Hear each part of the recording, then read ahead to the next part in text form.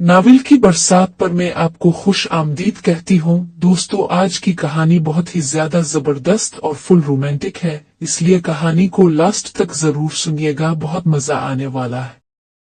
मेरा नाम दिलशाद है और मैं लाहौर में नौकरी करता हूँ। मैं एक गरीब घराने में पैदा हुआ और मुझे सिर्फ इतनी पढ़ाई करने का मौका मिला कि मैं कोई छोटी मोटी नौकरी ही कर सकता था। बस समझ लीजिए कि मैं मैट्रिक पास था और उससे ज्यादा पढ़ा लिखा नहीं था। मैं लाहौर आ गया था और यहाँ आकर छोटी मोटी नौकरियां की थी। इसी नौकरी की वजह से मैंने कुछ बचत इकट्ठी कर ली थी। उसकी वजह ये थी कि मैं कोई नशा वगैरह नहीं करता था। मेरी उम्र 30 साल हो चुकी थी, लेकिन अभी तक शादी ब्याह और बच्चों से कोई सरोकार नहीं था। 29 सालों में मैंने कोई ऐसा काम नहीं किया था जिसकी वजह से मुझे अपनी जमा पूंजी ज़ाय करनी पड़ती। जहां मैं काम करता था वहां से मेरी 40 से 50 हजार माहाना तनख्वाह आती थी। यानी मैं 40,000 से शुरू हुआ था और अब 50,000 ले रहा था। मैं आपको ये भी बताता चलूं कि मैं क्या काम करता था ताकि आपको परेशानी ना रहे। मैं एक होटल में बावर्ची की नौकरी करता था क्योंकि मेरी माँ बहुत छोटी उम्र में फौत हो गई थी। माँ के इंतकाल के बाद मेरे साथ सिर्फ मेरे वालिद थे। हम दोनों ही घर की देखभाल करते थे। अब घर के खर्च की जो जिम्मेदारी थी वो तो मैं पूरी करता था, अब मेरे वालिद करते थे। अब ऐसा हुआ कि घर के अखराजात की इस जिम्मेदारी ने मुझे बहुत सियाना बना दिया था और मैंने खाना पकाने के बहुत से हुनर सीख लिए थे। यही हुनर यहाँ आकर मेरे काम आए। अगरचे मेरी तालीम सिर्फ मैट्रिक थी, लेकिन लाहौर में एक अच्छे होटल में मुझे नौकरी मिल गई और बतौर बावर्ची मेरे यहाँ लोगों में काफी शोहरत थी। मेरा पकाया हुआ खाना, मेरा बनाया हुआ सालन लोग पसंद करते थे, इसीलिए मुझे यहाँ 40 से 50 हजार माहाना तनख्वाह मिल रही थी। मैं आपको कहानी की असली की तरफ ले जा रही हूँ ताकि आप कहानी समझ जाएं। थोड़ा सा पस मंजर बताना लाजमी होता है ताकि आपको इस शख्स के बारे में पता चले जिस पर कहानी बनाई जा रही है। बहरहाल मैं आपको ये बताऊं कि मैं लाहौर आ गया था और मेरे पीछे मेरा वालिद बिल्कुल अकेला रह गया था। हुआ यूं कि मुझे मेरे वालिद के बारे में इत्तला मिली कि मेरे वालिद ने दूसरी शादी कर ली है। मेरी माँ को फौत हुए बहुत अरसा गुजर चुका था, 8 से 9 साल हो चुके थे। अब मेरे वालिद जिनकी उम्र तकरीबन 50 से ज्यादा हो चुकी थी, मुझे समझ में नहीं आ रही थी कि इस उम्र में उन्हें शादी करने की ऐसी क्या सोच आई। बहरहाल मेरे वालिद ने मुझे अपनी शादी के बारे में इत्तला भिजवाई, लेकिन मैं होटल के काम में बहुत ज्यादा मसरूफ होने की वजह से शादी पर नहीं जा सका। मैंने वालिद से कोई बात भी नहीं की। फोन का दौर था, लेकिन मैं अपने वालिद को कम ही फोन करता था और वो भी मुझे कम ही राब्ता करते थे। बहरहाल मुझे इतना पता चल चुका था कि मेरे वालिद ने एक शादी और कर ली है और अब कोई और औरत है जो मेरी सौतेली माँ बनकर हमारे घर आ चुकी है। मुझे इस चीज से कोई मसला नहीं था क्योंकि बहरहाल मेरे वालिद को भी कोई रोटी पकाने वाली, घर संभालने वाली औरत चाहिए थी। लिहाजा मैं भी इस बात पर खामोश हो गया। कुछ अरसे बाद मैंने होटल के मालिक से छठी की दरख्वास्त की, जो मंजूर हो गई और मुझे 15 दिन की छठी मिल गई और मैं 15 दिन के लिए रावलपिंडी अपने घर चला गया। मैं आपको बताऊं, नौकरी तो मैं लाहौर में कर रहा था, लेकिन मेरा घर रावलपिंडी में था। जब मैं रावलपिंडी अपने घर गया और मैंने अपने ही घर का दरवाजा खटखटाया तो दरवाजा एक औरत ने खोला। मैंने इसे देखा तो देखता ही रह गया। वो कोई ज्यादा बड़ी उम्र की औरत नहीं थी। इसकी उम्र ज्यादा से ज्यादा 35-36 साल रही होगी। 35-36 साल की उम्र में वो काफी जवान मालूम हो रही थी। उसके पहनावे, इसके रंग रूप से ऐसा लगता था कि वो एक इंतहाई सेहतमंद, खुश शक्ल और खूबसूरत जिस्म की मालिक औरत है। मैंने इसे देखा, इसने मुझे हैरत से देखा और फिर थोड़ी देर तक वो मुझे देखती रही। फिर उसके चेहरे पर हल्की सी मुस्कुराहट आई और शायद उसने मुझे पहचान लिया था। इसने कहा, तुम दिलशाद हो? आओ आओ अंदर आओ, मुझे पता ही नहीं था कि तुम आओगे। मैंने तो तुम्हारी सिर्फ तस्वीरें देखी थी, इसलिए तुम्हें फौरन पहचान नहीं पाई। मैं इसके साथ अपने ही घर के अंदर चला गया। ये वो घर था जहां पर मैं बचपन में पला बड़ा था, जहां मैंने एक वक्त गुजारा था। जब मैं उसके साथ घर के अंदर गया तो इस वक्त मेरे वालिद घर पर नहीं थे। इसने बताया कि मेरे वालिद कुछ बाजार से सामान लेने गए हुए हैं, घंटे भर में आएंगे। इसने मुझे खाना चाय पानी सब कुछ पूछा और फिर मेरे कहने के मुताबिक तमाम चीजें लाकर रख दे। क्योंकि मैं भूखा था तो मैंने तमाम चीजों से इंसाफ करना शुरू कर दिया और खाना खाने लगा। वो मेरे सामने चारपाई पर बैठ गई और मुझसे उधर उधर की बातें पूछने लगी। मैं भी इससे बातें करने लगा। फिर इतनी देर में बाहर का दरवाजा खटखटाया और वो उठकर दरवाजा खोलने चली गई। इस बार आने वाले मेरे वालिद थे। मेरे वालिद अंदर आए तो उन्होंने मुझे गले से लगा लिया। फिर इसी तरह हम तीनों अफराद के दरमियान बातें होती रहे। मैं 15 दिन की छुट्टी लेकर आया था। ये बात मैंने उन लोगों को बता दी। इस घर के बारे में मैं आपको ये बता दूं कि ये कोई इतना बड़ा घर नहीं था और ये भी बता दूं कि ये घर किराए पर था। यानी हम किराए के मकान में रह रहे थे तकरीबन पिछले 15 सालों से। इसीलिए तो मैं हैरान था कि इस उम्र में मेरे वालिद को किसने बीवी दे दी, किसने अपनी किसी लड़की की शादी मेरे वालिद से कर दी। क्योंकि मेरे वालिद कोई खास अमीर आदमी नहीं थे, बस 2 वक्त की रोटी चल जाती थी। इसी बात को लेकर मैं परेशान था। घर में 2 कमरे थे। एक कमरा वालिद साहिब और उनकी बीवी के लिए था और दूसरा कमरा मुझे दे दिया गया था। 2 कमरे किचन बाथरूम पर मुश्तमिल ये मकान था, जिसका छोटा सा सहन था। सहन में बस एक दरख्त लगा हुआ था और छोटा सा सहन था जो ईंटों से बना हुआ था। मैं साथ वाले कमरे में मुंतकिल हो गया और फिर 15 दिन वहां रहकर लाहौर चला आया। मैं नौजवान था और अच्छा खासा समझदार भी था। मैंने उन 15 दिनों में बस एक ही चीज महसूस की कि कोई भी रात में सुकून से सो नहीं सका। मेरे सुकून से न सोने की वजह मेरी नई माँ और मेरा बाप थे। मैं इसलिए नहीं सो सका कि मुझे साथ वाले कमरे से रात को उनकी बातें करने की आवाजें आती थी।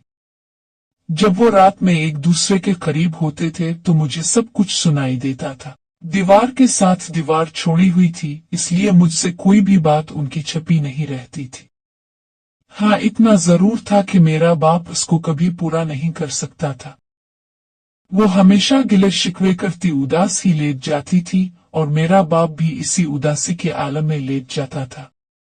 मेरे बाप को अच्छी तरह पता था कि इसकी उम्र 50 से ऊपर हो चुकी है और वो एक जवान औरत थी जो 35-36 साल की थी, जिसे मेरा बाप पूरा नहीं कर पा रहा था।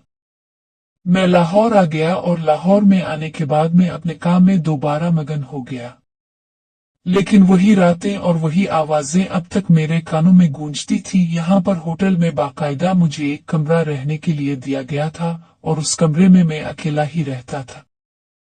अब मेरे ज़हन में इस औरत को लेकर, जो मेरी सौतेली माँ बनकर आई थी, बहुत से अजीब और गरीब ख्यालात आने लगे। लेकिन मैं उन ख्यालात को दबाता और अपने आप पर काबू पाने की पूरी कोशिश करता। लेकिन मैं जितना अपने आप पर काबू पाने की कोशिश कर रहा था, इतने ही मेरे ख्यालात बिगड़ते चले जा रहे थे। कुछ 2-3 महीने बाद एक अजीब वाकया पेश आया। मेरे बाप को दिल का दौरा पड़ा और मुझे फौरी तौर पर इत्तला की गई। मैं फौरन छुट्टी लेकर रावलपिंडी पहुंचा। जब मैंने देखा तो मेरा बाप वाकई दिल के सख्त दौरे की वजह से रावलपिंडी के एक मशहूर दिल के अस्पताल में दाखिल था। ये अस्पताल न तो सरकारी था और न प्राइवेट, बल्कि नीम सरकारी था। यानी अगर आप यहाँ दरखास्त देकर बताएं कि आप गरीब हैं, तो ये प्राइवेट अस्पताल होने के बावजूद आपका इलाज सस्ते दामों कर देता था। यही कुछ मेरे बाप ने भी किया था। मेरा बाप 3-4 दिन इस अस्पताल में रहा, लेकिन दिल का दौरा इतना शदीद था कि वो इसे बर्दाश्त न कर सका और वो वहां से जिंदा वापस घर न आ सका। अब मैंने अपने होटल में इत्तला कर दी और बता दिया कि मेरा बाप इंतकाल कर गया है। होटल वालों ने मुझसे कहा कि हम तुम्हें 1 महीने की छुट्टी देते हैं। तुम इतने अरसे से हमारे पास काम कर रहे हो और तुम्हें तनख्वाह भी मिलेगी, इस बात की फिक्र मत करो। होटल का मालिक बहुत अच्छा था, लिहाजा मैंने कहा कि ठीक है, मैं 1 महीने के बाद यहाँ आ जाऊंगा। मेरे बाप को तदफीन दे दी गई और फिर मैं 1 महीने के लिए अपनी इस माँ के पास, जो मेरी सौतेली माँ थी, रह गया। मैंने बाकायदा इससे बताया कि मुझे 1 महीने की छुट्टी दी गई है और मैं अब 1 महीना यहीं रहूंगा। इसने एक काम ये किया कि मुझसे कहा कि मैं रात में अकेले नहीं सो सकती, डर लगता है, इसलिए तुम भी अपना बिस्तर इसी कमरे में लगा लो जिस कमरे में मैं रहती हूँ। मैंने इसकी बात मानते हुए इसकी चारपाई के साथ अपनी चारपाई लगा ली और इसी तरह मैं और वो रहने लगे। मैं रात को पानी पीने उठता, पेशाब करने के लिए उठता, किसी और काम के लिए। जब मैं वॉशरूम असहन के लिए बाहर जाता तो देखता कि मेरी नई माँ यानी मेरी सौतेली माँ बेखबर सो रही होती थी। कभी इसकी कमीज इसके पेट से हटी हुई होती थी, तो कभी इसकी पुश्त का नजारा दिखाई देता था, तो कभी उसके सीने का नजारा होता था। सोते में जाहिरी बात है किसको खबर होती है कि वो कैसे सो रहा है। एक दो बार तो इसकी कमीज इतनी ऊपर उठी हुई होती थी कि मुझे इसकी बुराई महसूस होने लगी। इसी तरह दिन रात गुजरने लगे और मैं जब भी रात को इसे सोते हुए देखता तो मेरे दिल में ख्वाहिश उठती कि मैं क्या करूं। मेरा दिमाग इसे देखकर खराब होता और मेरा जिस्म बेचैन हो जाता। मेरा दिल चाहता कि थोड़ी सी जुर्रत करके इसके पास चला जाऊं, लेकिन मैं ऐसा नहीं कर सकता था, क्योंकि अगर मैं ऐसा करता तो कुछ भी हो सकता था। ये एक आबाद मोहल्ला था जहां बहुत से लोग रहते थे। लोगों को ये बात पता थी कि हम दोनों माँ बेटा हैं, चाहे सौतेले ही सही। इसलिए मैं कुछ करने के बावजूद नहीं कर सकता था। मुझे यहाँ आने के बाद एक बात पता चली थी कि इस लड़की का बाप और मेरा बाप दोनों दोस्त थे। जब इस लड़की का बाप मरने के दहाने पर पहुंचा तो इसने मेरे बाप को बुलाया था और कहा था कि भाई मेरी ये बेटी है, लेकिन मैं अभी तक इसका फर्ज अदा नहीं कर सका और उसकी शादी नहीं करवा सका। लिहाजा तुम ये करो कि मैं हो सकता है कि बच ना सीखो, तुम मेरे बाद इससे शादी कर लेना। मेरा बाप इसके बाप से 5-10 साल छोटा ही था। लिहाजा इस लड़की ने, जिसकी उम्र अब 35-36 साल हो चुकी थी और जिसे मुकम्मल यकीन था कि इसे कोई रिश्ता नहीं मिलेगा, क्योंकि एक तो उनके घर में गुर्बत थी, किराए का मकान था, ऊपर से जहेज वगैरह का मामला नहीं था, बात को मान लिया और उसने चुपचाप मेरे बाप से शादी करने के लिए हाँ कर दी। मेरा बाप इसे यहाँ ले आया और यहाँ पर कम अज कम सर छुपाने को छत और 2 वक्त की रोटी मिल जाती थी। मेरा बाप किसी न किसी जगह मेहनत मजदूरी करके 2 वक्त की रोटी का इंतजाम कर लाता था। अब बाप के जाने के बाद उसकी मुकम्मल जिम्मेदारी मुझ पर आ गई थी। मैं इस जिम्मेदारी को उठाना चाहता था, लेकिन मैं इस जिम्मेदारी के साथ साथ उसके करीब भी जाना चाहता था। मुझे अब समझ नहीं आ रही थी कि मैं क्या करूं, कैसे कोई ऐसी तरकीब सोचूं कि जिससे मैं इसकी जिम्मेदारी के साथ साथ उसके साथ ताल्लुक भी बना सकूं। सोते में तो इंसान कहीं का कहीं पहुंच जाता है, लेकिन असल बात है जागते में। वो मुझे जागते में मौका नहीं दे सकती थी कि मैं उसके साथ कुछ ऐसा करूं। लिहाजा मैंने दिमाग लड़ाना शुरू कर दिया और फिर मेरे दिमाग में एक बात आ ही गई, लेकिन इस पर अमल करने में वक्त दरकार था। मुझे भी कोई इतनी जल्दी नहीं थी, बस मसला ये था कि मेरा नफस मुझे बहुत परेशान करता था और मैं इसे काबू में रखना कभी कभी बहुत मुश्किल महसूस करता था। 1 माह गुजरने के बाद मैं वापस लाहौर चला आया और मुझे ही पता है कि मैंने ये 1 माह का अरसा कैसे गुजारा था।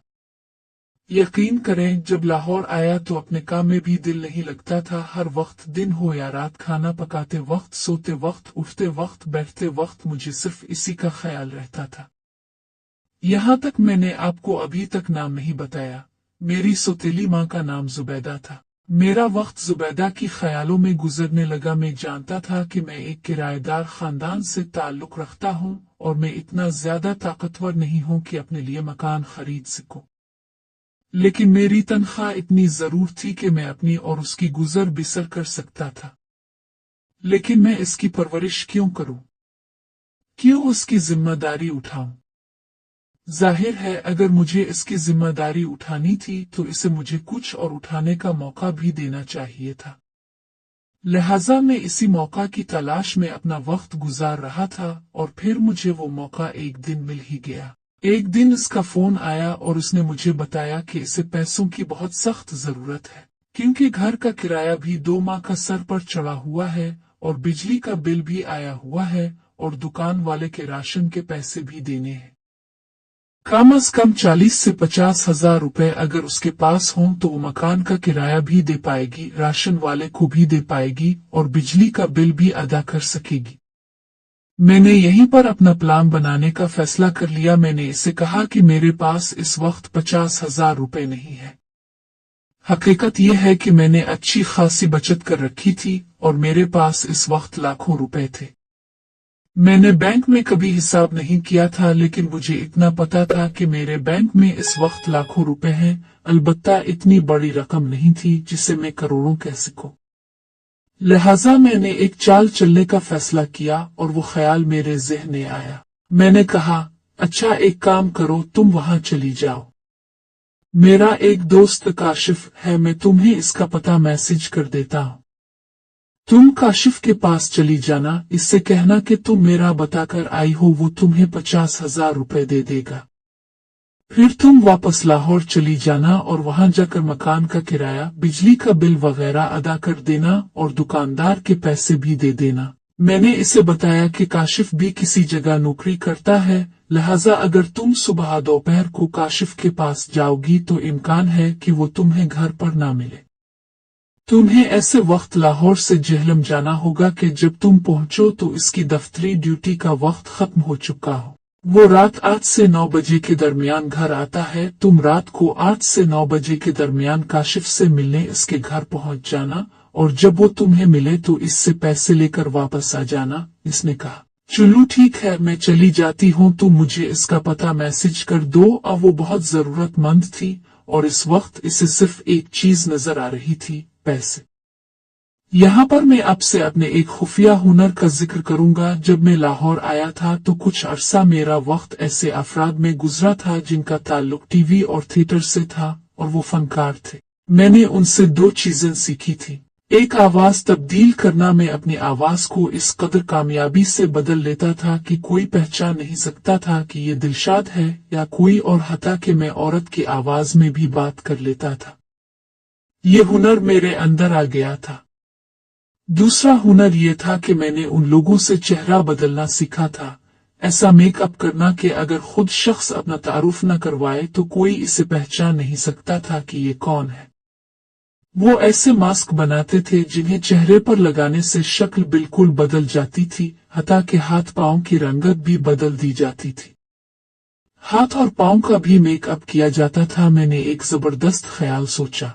मैं आवाज बदल सकता था, शक्ल और हाथ पांव बदल सकता था। यही चीजें इंसान की पहचान का जरिया होती है या फिर इसका लिबास।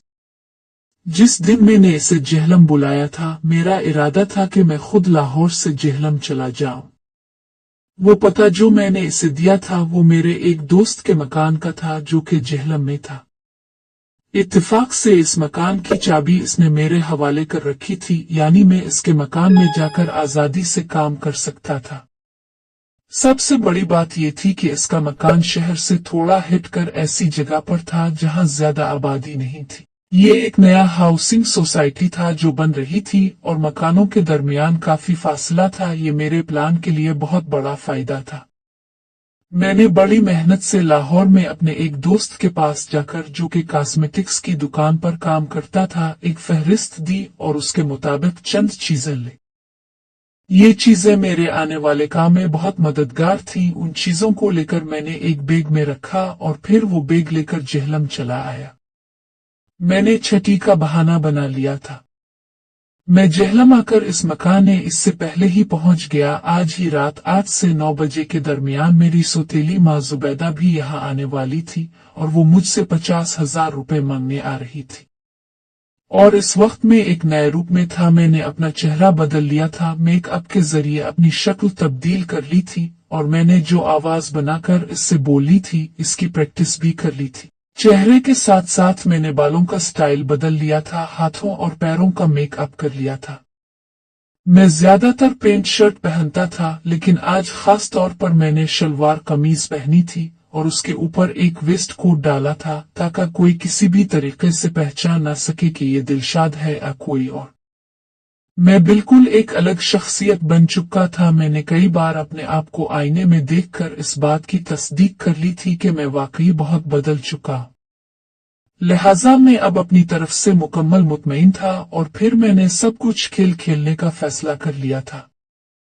रात तकरीबन 9 बजे से कुछ ऊपर का वक्त होगा कि बाहर दरवाजा खटका। पते मैंने ऐसे अंदाज में लिख कर भेजा था और समझाया था कि यहाँ तक पहुँचने में कोई दुश्वारी का सामना नहीं होगा और सीधा आकर दरवाजा खटखटाया जाना था, क्योंकि वो इतनी समझदार तो थी कि वो आसानी से इस इलाके में पहुँच जाती। बहरहाल अगर उसने किसी से पूछा भी होगा तो लोगों ने इसे मेरा पता बड़ी आसानी से बता दिया होगा, क्योंकि मैं मशहूर नहीं था, लेकिन मेरा जो दोस्त था काशिफ, जो कि असल काशिफ था, वो यहाँ पर बहुत मशहूर था। लिहाजा काशिफ के घर को ढूंढना और काशिफ के घर का दरवाजा खटखटाना कोई मसला नहीं था। काशिफ के घर का दरवाजा खटखटाया गया और मैं इस वक्त जो काशिफ बना हुआ था, मैंने जाकर दरवाजा खोला। मेरी तवक्को के मुताबिक सामने जुबैदा यानी मेरी सौतेली मां खड़ी थी। इसने आम सा सादा सा शलवार कमीज पहन रखा था, इसके ऊपर इसने एक चादर लपेट रखी थी। वो वाकई कोई बेवा खातून ही लग रही थी। इसने अपना हुलिया ऐसा बना रखा था कि जैसे मेरे वालिद के मरने के बाद उसकी सारी खुशियां ही खत्म हो गई हों। लेकिन मैं अब इसके साथ किसी किस्म की नरमी नहीं कर सकता था। इसने बस आम से ही कपड़े पहन रखे थे। मैंने इससे पूछा, हाँ भाई, तुम कौन हो और कहाँ से आई हो? कहने लगी, मैं रावलपिंडी से आई हूँ, मेरा बेटा है दिलशाद लाहौर में काम करता है, इसने आपको फोन करके बताया होगा। मैंने कहा, हाँ मुझे याद है, दिलशाद ने मुझे बताया था आपके बारे में, आप अंदर आ जाएं। मैं रास्ते से हिट गया और वो अंदर आ गई। मैं इसे लेकर अंदर के कमरों में चला गया। ये घर काफी बड़ा था और ये हमारे घर की तरह छोटा घर नहीं था। मैं इसे लेकर कमरे में आ गया और फिर मैंने इसे बैठने के लिए कहा। सबसे पहले मैंने इसे खाने पीने के बारे में पूछा, क्योंकि इस वक्त रात के 9 बजने के बाद का वक्त हो रहा था, तो रात का खाना जाहिर है कि इसने खाना होगा। इसने हाँ कहा और कहा कि इसे भूख लगी है। अब मैंने किचन में जाकर उसके लिए खाने की तैयारी शुरू कर दी। कुछ चीजें पहले से बनी पड़ी थी, सिर्फ उनको गर्म करके इसके सामने रखना था। मैंने उन चीजों को गर्म करके इसके सामने रख दिया और फिर सालन में भी वो दवाई मिला दी जो मैं लाहौर से लाया था। इस दवाई के पाउडर को मैंने पानी में भी मिला दिया और फिर मैंने इस दवाई को चाय के दूध में भी मिला दिया। यानी वो खाना खाने लगी और मैं उसके लिए चाय बनाने लगा। उसके खाना खाते खाते मैं चाय का एक कप लाकर उसके सामने रख दिया और उसने कहा, तुम्हें आने में यहाँ तक थकान हुई होगी, इसलिए खाना खाने के बाद तुम ये कप चाय का पी लेना। वो खाने में इसने कोई ज्यादा वक्त नहीं लगाया, इसने एक ही रोटी खाई थी। मुझे लगता था इसे ज्यादा भूख नहीं थी। हाँ, अलबत्ता इसने सालन अच्छे तरीके से खा लिया था। मेरा मकसद पूरा होता हुआ नजर आ रहा था। सालन के साथ रोटी खाने के बाद इसने चाय का वो कप जो अभी भी गर्म था उठाया और आहिस्ता आहिस्ता चाय पीने लगी। इस दौरान हम दिलशाद के बारे में यानी मेरे बारे में मुख्तलिफ बातें करते रहे और मैं जानबूझकर काशिफ बनकर दिलशाद के बारे में इसे ऐसे सवालात पूछता रहा जिससे मुझे पता चले कि वो दिलशाद के बारे में क्या जानती है, या दिलशाद ने इसे यहाँ क्यों भेजा है, या फिर इस किस्म के सवालात ताकि इसे बिल्कुल शक ना हो कि मैं दिलशाद हूँ या नहीं। लिहाजा अब जो कुछ भी मैं कर रहा था इसमें शक का कोई सवाल पैदा नहीं होता था। खाना खा चिकने के बाद मैंने कहा, देखें आंटी, बात यह है कि अब आज की रात यहीं पर रुकना पड़ेगा। 50,000 की इतनी बड़ी रकम तो मैंने घर में नहीं रखी हुई। ऊपर से जो मेरा एटीएम कार्ड है इसकी भी मियाद खत्म हुई चुकी है, यानी वो भी अभी नहीं चल रहा है। इसमें कुछ मसला बन चुका है, इसका जो पिन है वो नहीं लग रहा है। तो इस किस्म के कुछ मामलात का मुझे सामना है। मेरा नया एटीएम कार्ड अभी नहीं आया, तो मुझे आपको चेक के जरिए से बैंक से पैसे निकलवा कर देने होंगे, जिसके लिए आपको सुबह तक यहीं रुकना होगा। वो कहने लगी, काशिफ बेटा, मैं यहाँ पर कैसे रुक सकती हूँ? मेरा यहाँ पर रुकना मुमकिन नहीं है। तुम खुद समझ सकते हो कि इस पूरे घर में तुम्हारी कोई फैमिली नहीं है, तो मैं तुम्हारे पास कैसे रुक सकती हूँ? तुम यहाँ पर अकेले रहते हो। तो मैंने कहा, आप इस बात को लेकर फिक्र मत करें। मेरी फैमिली इसलिए यहाँ पर नहीं है कि मेरी फैमिली यहाँ पर नहीं रहती। ये सिर्फ मेरा मकान है। मेरी फैमिली यहाँ से दूर रहती है क्योंकि मैं इसी शहर में नौकरी करता हूँ, तो मुझे इस शहर में रहना पड़ता है और ये मकान जो है मैंने इसी मकसद के लिए यहाँ बनवा रखा है। दूसरी बात यह है कि आप मेरे दोस्त दिलशाद की माँ हैं, तो समझिए कि आप मेरी भी माँ हैं। इसलिए मैं आपको किसी किस्म की परेशानी या तकलीफ में नहीं देख सकता। इस वक्त रात के 9-10 बज रहे हैं, बल्कि इससे ज्यादा ही वक्त हो चुका है। तो आप अब अगर यहाँ से निकलती हैं, अपने रावलपिंडी जाना है और रावलपिंडी जाएंगी भी, तो आपको इसमें क्या फायदा होगा? जीटी रोड से आपको रावलपिंडी के लिए बस तो आसानी से मिल जाएंगी। कोई ना कोई आने वाली बस आपको बिठा लेगी और आप इस बस में बैठकर रावलपिंडी चली जाएंगी। लेकिन इसमें आपको क्या फायदा होगा?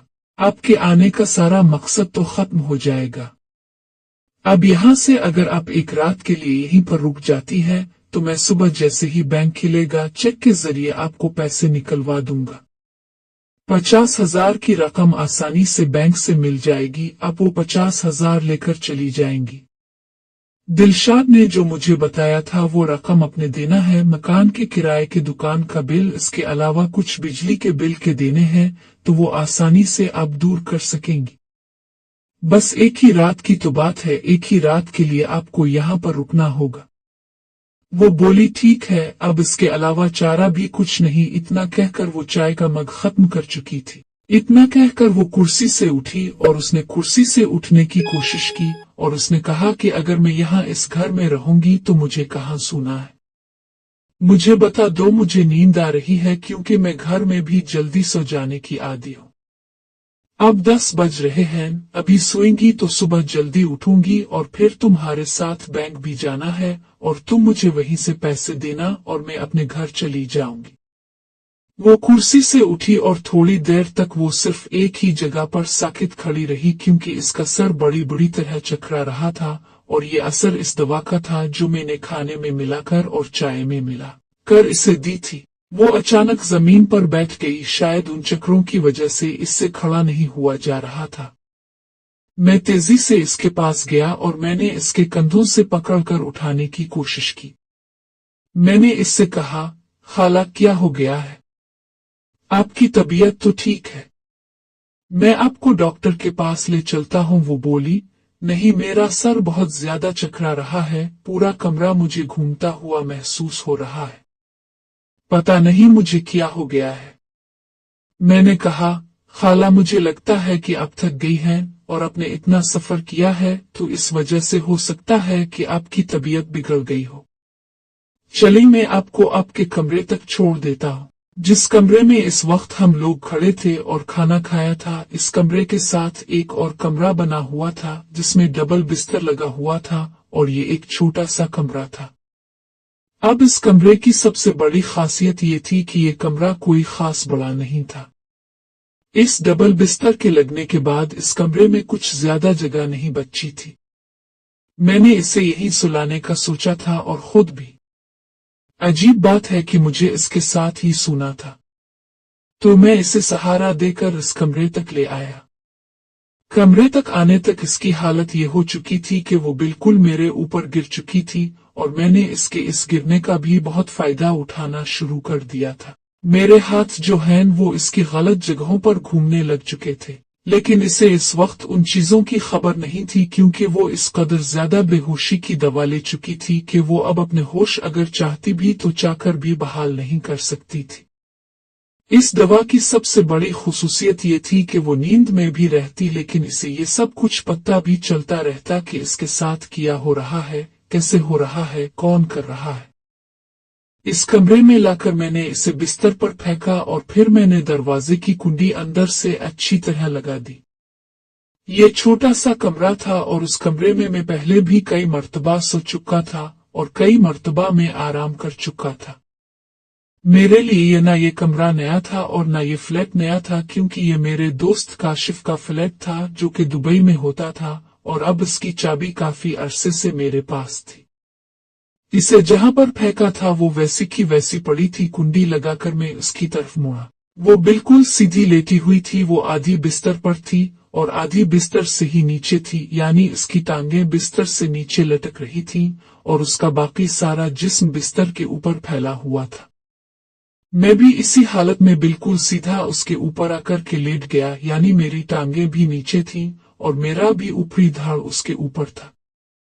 मैं अब मुकम्मल तौर पर पूरी मस्ती में आ चुका था। मैंने थोड़ी ही देर में इसकी कमीज को पकड़कर ऊपर खींचना शुरू कर दिया और थोड़ी सी कोशिश में मैं इसकी कमीज को उतारने में कामयाब हो गया। क्या छाती थी इसकी!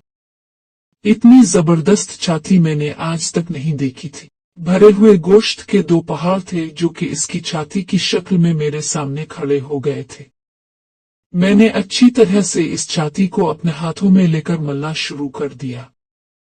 मेरा उज़्व हरकत करने लग चुका था और मेरा उज़्व जो था अब वो बाहर आने को बेताब था। लिहाजा मैंने अपने उज़्व को बाहर निकालने से पहले इसे बरहना हालत में कर दिया। तो इसकी वादियां देखकर तो मेरा उज़्व और भी उठ गया। वो मुझे ऐसा लग रहा था कि कुछ इस्तेमाल हुई नहीं है। वो बिल्कुल ही एक कनवारी सी लड़की लग रही थी। इसे देखकर मेरा मन लचिल रहा था और मैं भूखे भेड़ियों की तरह इस पर टूट पड़ा था। फिर इस रात में मेरे और उसके दरमियान ये जंग जारी रही। 3 से 4 मर्तबा मैंने इसे ऊपर नीचे आगे पीछे से अच्छी तरह से जकड़कर खूब उसके साथ लड़ता रहा, यहाँ तक कि सुबह हो गई। मैं बहुत ज्यादा थक चुका था। जो दवाई मैंने खाई थी उन दवाइयों के असरात भी अब खत्म होने लगे थे। मेरे घुटनों में शदीद दर्द हो रहा था, जिसके लिए मैंने एक दर्दकिश गोली ली और वहीं पर बिस्तर पर ही उसके साथ ही लेट गया। वो बरहना हालत में थी और मैं भी बरहना हालत में ही उसके साथ सो गया। पता नहीं कब तक हम लोग सोए रहे, लेकिन जब मैं उठा तो दोपहर हो चुकी थी और बहुत ही ज्यादा वक्त गुजरा महसूस हो रहा था। मुझे ऐसा लग रहा था कि जैसे वक्त बहुत ज्यादा हो गया है। मैंने उठकर तेजी से अपना मोबाइल उठाया और अपने मोबाइल पर मैंने वक्त देखा। हाँ, मैं यहाँ पर आपको ये भी बता दूं कि जो मोबाइल दिलशाद इस्तेमाल करता था वो मोबाइल भी मैं यहाँ पर इस्तेमाल नहीं कर रहा था। ये मोबाइल भी मैंने एक और स्पेयर मोबाइल रखा हुआ था। मैं वो मोबाइल जो कि इस्तेमाल करता था इसे मैं लाहौर में ही अपने इसी कमरे में छोड़ आया था। जिस कमरे से मैं यहाँ आया था वो मेरे सामान के साथ पड़ा था। ये मोबाइल कदरे पुराना था जो इस वक्त मेरे पास था, लेकिन ये भी अच्छा खासा था। इसमें भी सिमें डाली जा सकती थी। ये भी बेहतरीन चलता था। लिहाजा मैंने अपने मोबाइल को उठाकर इसमें वक्त देखा तो पता चला कि दोपहर के 3:30 बज रहे हैं। जी हाँ, 3:30 बज रहे हैं। सारी रात का नशा अभी तक उतरा नहीं था। मैं गुस्ल खाने में चला गया। मैंने तेजी से गुस्ल किया। पानी पड़ना था कि मेरे अंदर जान में जान आई और मैं अपने आप को काफी बेहतर महसूस करने लगा।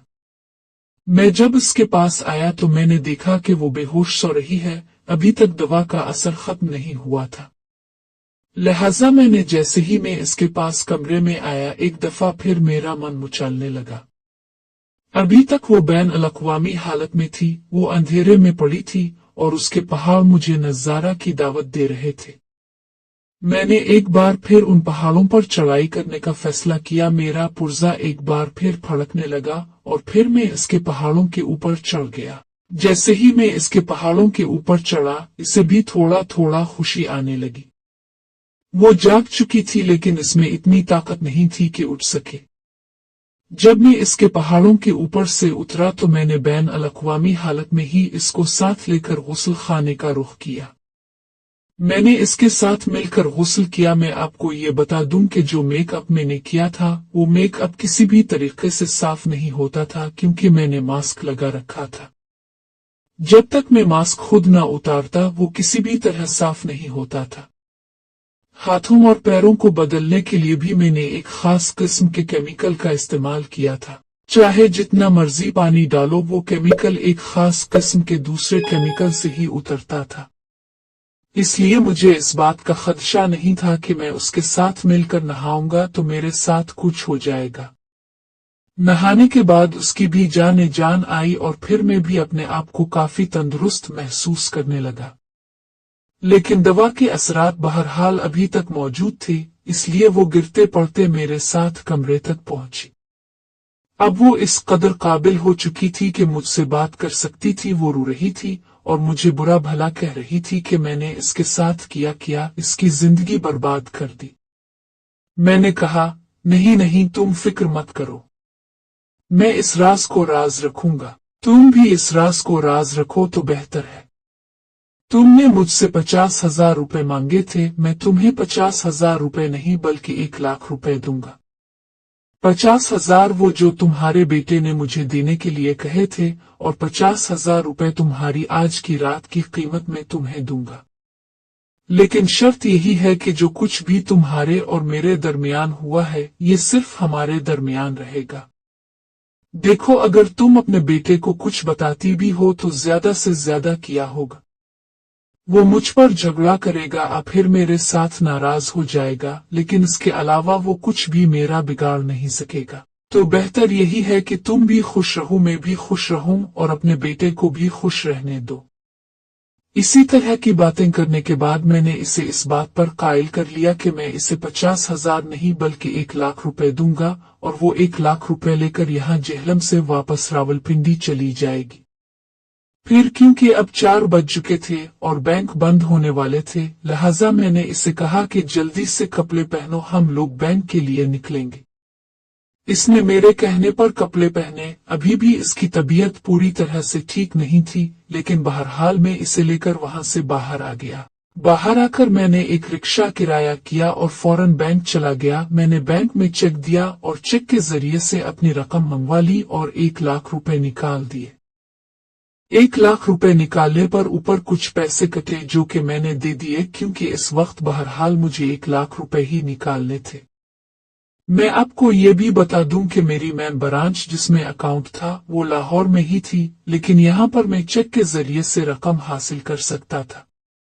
वैसे तो मैं एटीएम कार्ड भी इस्तेमाल कर सकता था, लेकिन मैं एटीएम कार्ड का बहाना बना चुका था, इसलिए मैं इसके सामने एटीएम कार्ड इस्तेमाल नहीं करना चाहता था।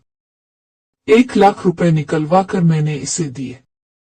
उसके अलावा मैंने इजाफी तौर पर इसे रावलपिंडी जाने का किराया दिया।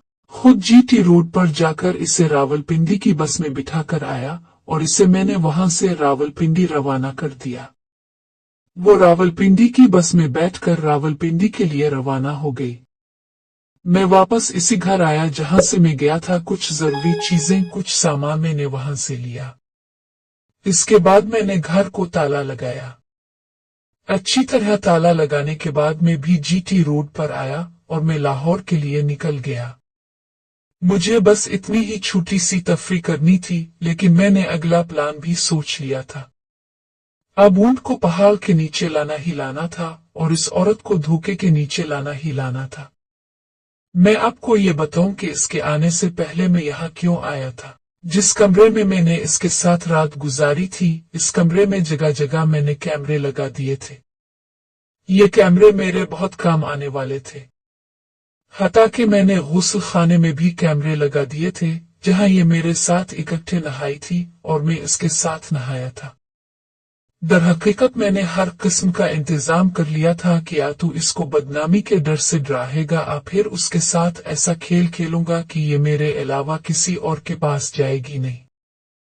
लेकिन अब की बार मैं काशिफ के रूप में नहीं बल्कि दिलशाद के रूप में उसके साथ सब कुछ करना चाहता था। मेरे अंदर का हवसप्रस्त शैतान मुकम्मल तौर पर जाग चुका था और अब मेरी अगली साजिशें मेरे जहन में तैयार हो रही थी। लिहाजा मैंने अपनी अगली साजिश भी सोच ली थी। 3 से 4 दिन गुजर गए। वो 1,00,000 रुपए लेकर चली गई थी, लेकिन इसने मेरे साथ राब्ता नहीं किया था। 3-4 दिन के बाद मैंने खुद ही इसे फोन किया और उससे पूछा कि भाई, तुमने कुछ बताया नहीं कि तुम काशिफ की तरफ गई थी। इसने तुम्हें पैसे दिए या नहीं दिए? तुम्हें कुछ बताना चाहिए था। तो इसने मुझे बताया कि हाँ, मैं काशिफ की तरफ गई थी, इसने मुझे पैसे दिए हैं और मैं यहाँ पर आई हूँ। तो मुझे बस थोड़ी तबीयत खराब थी, बुखार था, तो इसलिए मैं 2 से 3 दिन तुम्हारे साथ राब्ता नहीं कर सकी, तुम्हें नहीं बता सकी। तो मैंने ऐसे ही रूरू में पूछा, कितने पैसे दिए काशिफ ने? तो इसने थोड़ी देर के लिए सोचा और फिर मुझे बताया कि काशिफ ने 50,000 दे दिए थे जो मैंने इसे बताए थे।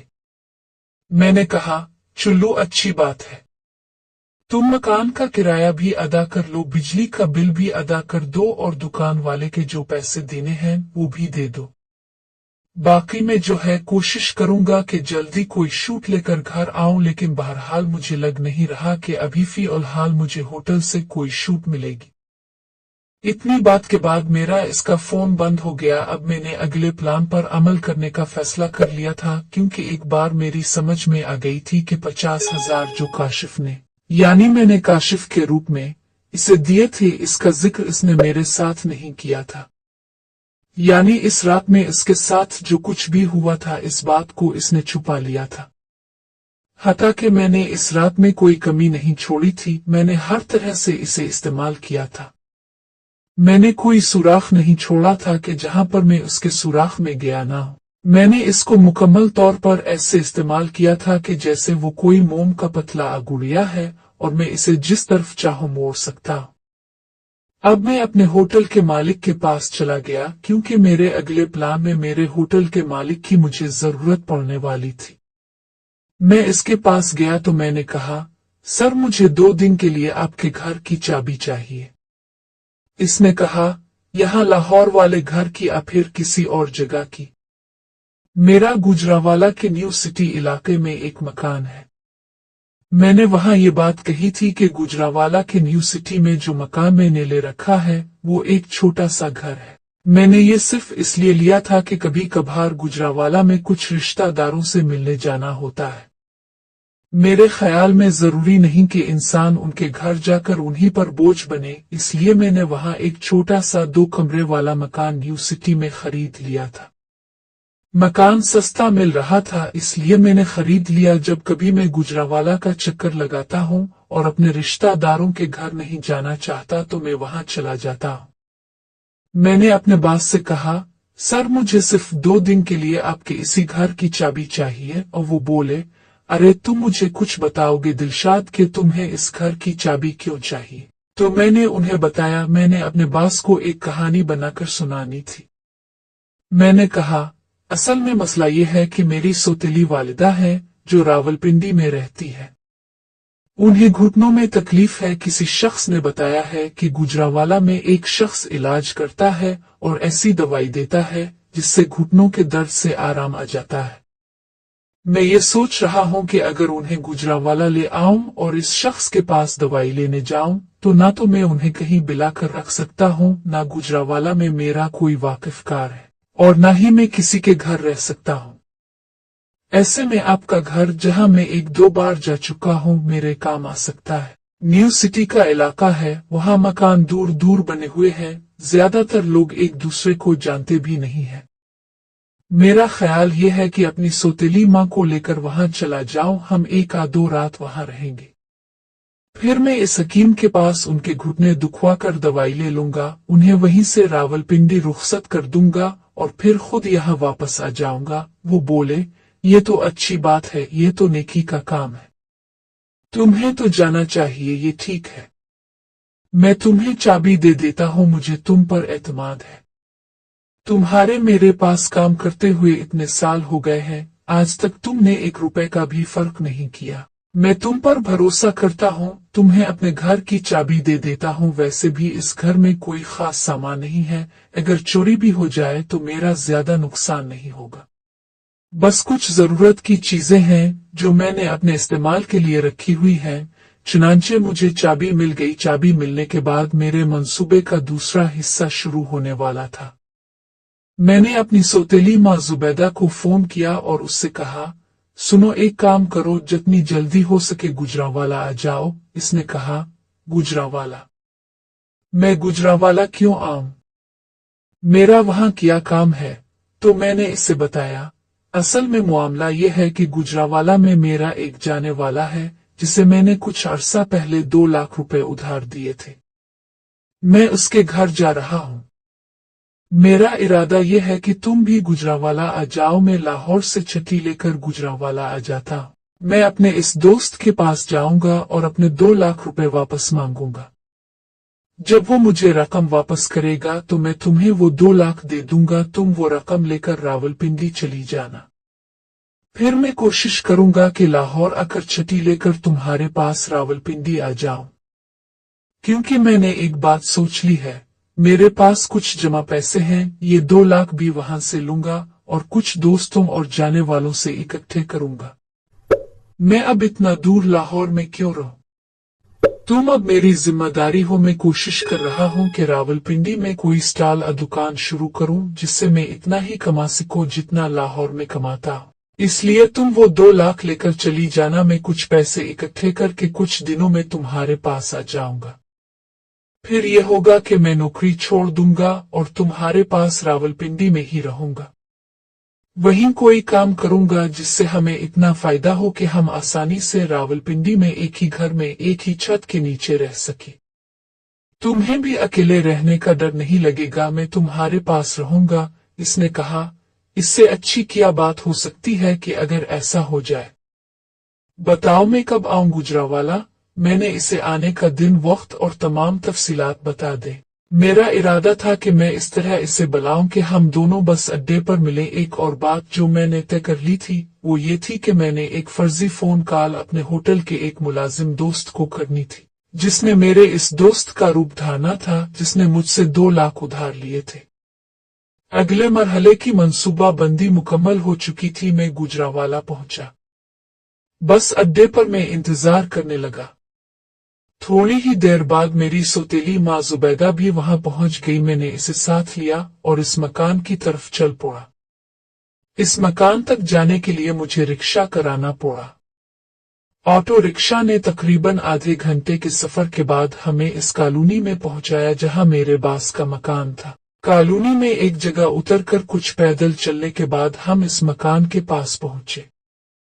जब मैं इस मकान के पास पहुंचा तो मैंने देखा कि इस पर एक बड़ा तालू लगा हुआ था।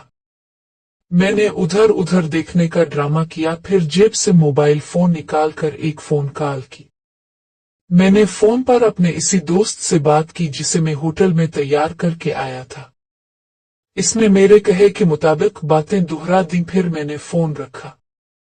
जुबैदा ने पूछना शुरू किया, क्या हुआ?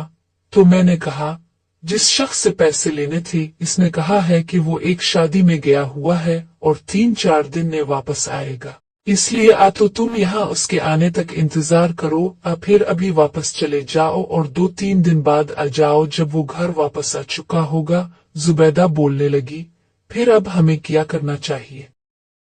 तो मैंने कहा, कोई मसला नहीं है, मेरे पास हल है कि मैं यहीं रहूं। 2-3 दिन की बात है, क्योंकि अगर अभी हम यहाँ से रावलपिंडी चले गए तो फिर हमें वापस आना पड़ेगा, खर्चा और किराया दोबारा।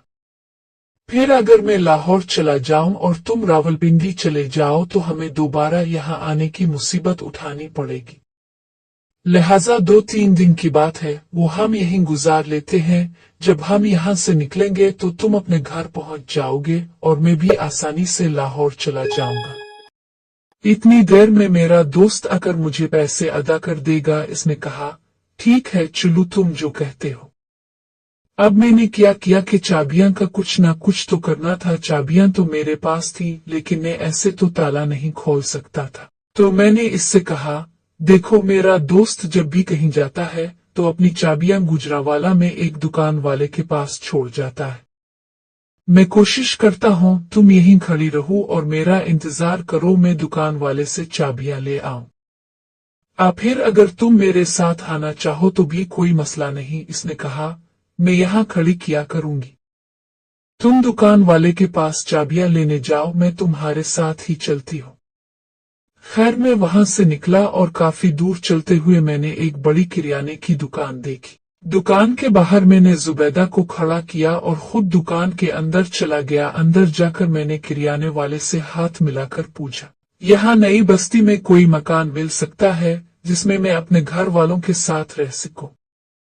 मुझे मकान की जरूरत है। दिन काम की वजह से मुझे अभी मौका मिला है कि मकान के बारे में पूछूं। इसने कहा, भाई पहली बात तो यह है कि रात हो रही है और तुम बहुत देर से आए हो। दूसरा ये कि बस्ती में मकान होगा भी तो अभी मेरे इल्म में नहीं। तुम 2-3 दिन बाद पूछो तब मैं बता दूंगा। इस किस्म की बातें करने के बाद मैं बाहर निकला और जुबैदा के पास आकर कहा, चलो चाबी मिल गई है। वो मेरे साथ दोबारा इसी घर के पास आई और मैंने जाकर ताला खोल दिया। यहाँ मैं आपको एक बात और बताता हूँ कि मैंने एक और कोशिश की थी जो मेरे मंसूबे का हिस्सा थी। इस पर भी अमल करना था, सो मैंने वो करने का फैसला कर लिया था। हम घर में दाखिल हो गए। ये 2 कमरे का छोटा सा मकान था जो मेरे सीनियर ने आराम के लिए ले रखा था। मैंने इसका सिर्फ एक कमरा चाबी से खोला और इसे बताया कि दूसरे कमरे की चाबी नहीं है, सिर्फ यही एक कमरा खिलेगा। ये छोटा सा कमरा था जिसमें सिर्फ एक चारपाई थी। दूसरा कमरा, जो मेरा असल मकसद था, इसमें सोफा, बिस्तर और बहुत सी दीगर चीजें थीं। मैंने जानबूझकर वही कमरा खोला जिसमें सिर्फ एक चारपाई थी। चाबियों के गुच्छे में जो 2-3 मजीद चाबियां थीं, मैंने उनसे घर के हर कमरे और बाथरूम का ताला लगाने का ड्रामा किया, लेकिन हर कमरा बंद था और कोई चाबी नहीं लगी। मैं ऐसे तरीके से चाबी लगा रहा था कि महसूस हो मैं कोशिश कर रहा हूं पर ताला नहीं खुल रहा। ये मकान एक बस्ती में था जहां चारों तरफ मकान बने हुए थे, इसलिए अगर अंदर कोई आवाज होती भी तो बाहर तक आसानी से नहीं पहुंचती थी। बहरहाल मैं अपने मंसूबे पर पूरी तरह अमल कर रहा था। मैंने कहा, लो जी, एक नया मसला खड़ा हो गया है। इसने पूछा, क्या हुआ? मैंने कहा, बाथरूम का दरवाजा बंद है और नहीं खुल रहा। इसने कहा, तो अब क्या करें? मैंने कहा, बावर्ची खाना खुला है, सिर्फ वही दरवाजा खुला है। इसमें फ्रिज भी है और खाने पीने का सामान भी मौजूद है, अगर कुछ और दरकार हो तो दुकान से ले आएंगे। इसने कहा, चलो देखते हैं। फिर हम दोनों बावर्ची खाने की तरफ गए। जब हमने वहां देखा तो फ्रिज और बावर्ची खाने में आटा, चीनी, दालों समेत काफी सामान मौजूद था। वो बोली, ये तो बहुत सा राशन है, अगर हम 1 महीना भी रहें तो गुजारा कर सकते हैं, बाजार से कुछ लाने की जरूरत नहीं। मैंने कहा, चलो ठीक है, अच्छी बात है कि सब कुछ यही मिल गया। मुझे वैसे भी उम्मीद थी कि ये मेरे सीनियर का घर है, किसी अजनबी का नहीं होगा, यहाँ राशन तो जरूर होगा। दरअसल वो खास कमरा जिसमें सीनियर रहता था, मैंने वो खोला ही नहीं था क्योंकि इसमें बड़ा बिस्तर, सोफे और बहुत सी चीजें थीं। मैंने जानबूझकर सिर्फ वही कमरा खोला था जिसमें एक चारपाई थी। बावर्ची खाने का सामान देखने के बाद हम फिर इसी कमरे में आ गए। कमरे में आकर वो मुझसे कहने लगी, यहाँ सोने का क्या करेंगे? ये तो मुश्किल हो जाएगा क्योंकि सिर्फ एक ही चारपाई है। मैंने कहा, क्या कह सकते हैं, मजबूरी है, हमें गुजारा तो करना पड़ेगा, और ये भी कोई सदियों रहना तो नहीं है। 2-3 दिन में जब मेरा दोस्त आ जाएगा, पैसे देगा, तो हम यहाँ से चले जाएंगे। वो बोली, ठीक है, हम ऐसे ही गुजारा कर लेते हैं। 2-3 दिन की बात है, गुजारा कर लेंगे। मेरे दिल में एक अजीब सी बात आ रही थी। इसे सोते हुए किसी चीज का होश नहीं रहता। मैंने इसे पहले देखा है। कभी इसकी कमीज ऊपर चढ़ जाती है, कभी सामने आ पीछे से नाजी करवाती रहती है। मतलब इसे सोने का ढंग नहीं आता, लिहाजा मैं इस बात से भी फायदा उठाने वाला था। पर मैं अब इस पर तवज्जो क्यों दूं? मेरा तो अब बराह रास्त हदफ यही था। मेरा जिस्मानी रद्द अमल कई बार हरकत में आ चुका था, लेकिन मैं इस तरफ तवज्जो नहीं दे रहा था क्योंकि बात को किसी और तरीके से बनानी थी। बहरहाल हम बावर्ची खाने में गए और रात के खाने की तैयारी शुरू की। थोड़ी ही देर में इसने बड़ी अच्छी तरह दाल बना ली और हमने बैठकर रोटी के साथ खाया। दाल में इसने कुछ अंडे मिला दिए थे, एक जायकादार डिश थी। इसने गिन गिन कर रोटियां पकाईं जो हम दोनों के लिए काफी थी। अच्छी तरह खाना खाने के बाद, जबकि मेरा पेट भर चुका था, मेरे अंदर एक ख्याल आ रहा था कि कब वो वक्त आएगा जब ये मेरे नीचे आएगी और मैं इसके ऊपर होऊंगा। पर अब मैं इतना बेताब नहीं था। जब मैं इसके इतना करीब आ चुका था तो मैं और भी करीब आने वाला था। मेरे मंसूबे में जो बातें शामिल थीं, मैंने उन्हें करके ही आगे बढ़ना था, क्योंकि अब ये कोई 1-2 दिन का मामला नहीं बल्कि पूरी जिंदगी का सौदा था जो मैं उसके साथ करने वाला था। इसको ऐसे तरीके से फांसने का फैसला किया था कि सारी दुनिया ये मेरे आगे सर ना उठा सके और ये यहाँ से भाग ना सके और कुछ भी ना कर सके। लिहाजा मैंने अपने पूरे मंसूबे को एहतियात से अमल में लाना था। अब वही बात हुई, हम लोग घर में खा पी कर और फिर आकर इस चारपाई पर लेट गए। अभी तक तो सब कुछ शराफत का दिखावा ही चल रहा था, एक ही सिरहाना था, एक ही बिस्तर था। मौसम ठीक था, इसलिए चादरा कंबल ऊपर लेने की जरूरत नहीं थी। अब हुआ ये कि वो एक तरफ लेट गई और मैं एक तरफ लेट गया। कोशिश हम यही कर रहे थे कि हमारा जिस्म एक दूसरे से छेवे भी ना। मुझे इंतजार था इस चीज का, इस मौका का जिसका मैं मुंतजिर था, और ऊपर से एक और बात हो गई। अब मौसम के हालात खराब होने लगे, बिजली चमकने की आवाजें आने लगे। मुझे ऐसा लगने लगा कि बारिश होगी, और फिर वाकई थोड़ी देर में बारिश शुरू हो गई। बारिश शुरू होते ही बिजली चली गई। ये आपको पता है कि ये एक लाजिम और मलजूम चीज है। जैसे ही बारिशें शुरू होती हैं अमूमन बिजली चली जाती है। बिजली चली गई। मैंने मोबाइल की टॉर्च जलाकर अलमारी पर रख दी। मैं जिस चीज के इंतजार में बैठा था वो अभी आपको चंद लम्हों में पता चल जाएगी। और फिर चंद लम्हों में वाकई वो हुआ। इसने कहा, मुझे पेशाब आ रहा है, मुझे पेशाब करना है। मैंने कहा, बैतुल खला तो बंद है, बैतुल खला का ताला लगा हुआ है, और पेशाब जो है वो मैं तुम्हें कहाँ करा के लाऊं। इत्तेफाक से मैं तुम्हें बाहर भी नहीं ले जा सकता कि बारिश हो रही है। और इस बारिश में अगर बारिश ना भी लगती। हकीकत यह है कि बारिश मेरे मंसूबे का हिस्सा नहीं थी, लेकिन ये हो गई तो मेरे मंसूबे में ज्यादा जान आ गई। तो मैंने कहा, मैं तुम्हें बाहर पेशाब कहाँ करा के लाऊं। तो वो कहने लगी, छत पर देखते हैं। इस मकान की छत सिंगल है और छत की 4 दीवारी भी बनी हुई है। तो फिर ऐसा है कि करीब करीब कोई और मकान भी नहीं दिखाई देता। तो छत पर देखते हैं। क्योंकि मेरे खाना खाने के बाद मेरे पेट में अब गड़बड़ हो रही है और मैं बहुत ज्यादा पेशाब करना चाहती हूँ। तो मैंने कहा, चलो फिर देर किस बात की है, आओ देखते हैं। मोबाइल की टॉर्च की रोशनी में ही हम लोग इस कमरे से निकलकर सीढ़ियों की तरफ बढ़े, जो कि करीब ही थी। बिल्कुल किचन के साथ ही थोड़ी सी सीढ़ियां बनी हुई थीं और वहां से रास्ता ऊपर जाता था। ऊपर जाकर एक और दरवाजा था जो कि खोलना पड़ता था, और उसको खोलकर इंसान छत पर पहुंच जाता था। और फिर जब हम छत पर पहुंचे तो हमने देखा कि बारिश तो बहुत जोरों शोर से हो रही है। छत के एक तरफ एक ऐसी जगह बनी हुई थी कि वो कोई छोटा सा कमरा नुमा मालूम होता था। मुझे इस बात का इल्म था, इसीलिए तो मैंने बैतुल खला के दरवाजे को खोला नहीं था। ये कमरा खुला हुआ कमरा था जिसकी 3 दीवारें बनी हुई थीं और छत इसके ऊपर टीन की चादर पड़ी हुई थी, जबकि सामने वाला कोई दरवाजा नहीं था। यानी तरफ की 2 दीवारें मौजूद थीं और पीछे दीवार मौजूद थी जो कि छत की दीवार थी, लेकिन आगे कोई दरवाजा नहीं बना हुआ था। इसके ऊपर टीन की छत पड़ी हुई थी और ये इतना बड़ा नहीं था, ज्यादा से ज्यादा 6 बाई 6 का छोटा सा कमरा था। पूरे छत पर कोई ऐसी जगह नहीं थी जहां से बारिश से बचा जा सके, और यहाँ पर कोई इजाफी बैतुल खला नहीं था, ना ही कोई ऐसी जगह थी कि जहां पर हम लोग पेशाब कर सकते। अब जब मैं ऊपर पहुंच गया तो मंसूबे के मुताबिक मैंने इससे कहा, अरे पेशाब तो मुझे भी बहुत ज्यादा आ रहा है, और वो भी बहुत ज्यादा। तो वो कहने लगी, मैंने कहा पेट में गड़बड़ भी हो रही है।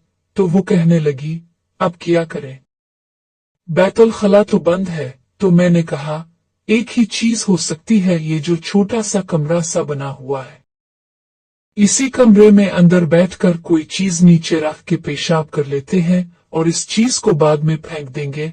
तो वो कहने लगी, इस वक्त इतना अंधेरा है, बिजली भी नहीं है, तो कौन सी चीज हम नीचे रखेंगे। तो मैंने कहा, तुम एक काम करो, तुम पेशाब करने के लिए बैठना चाहती हो, मेरे भी पेट में गड़बड़ है, तुम्हारे भी पेट में गड़बड़ है।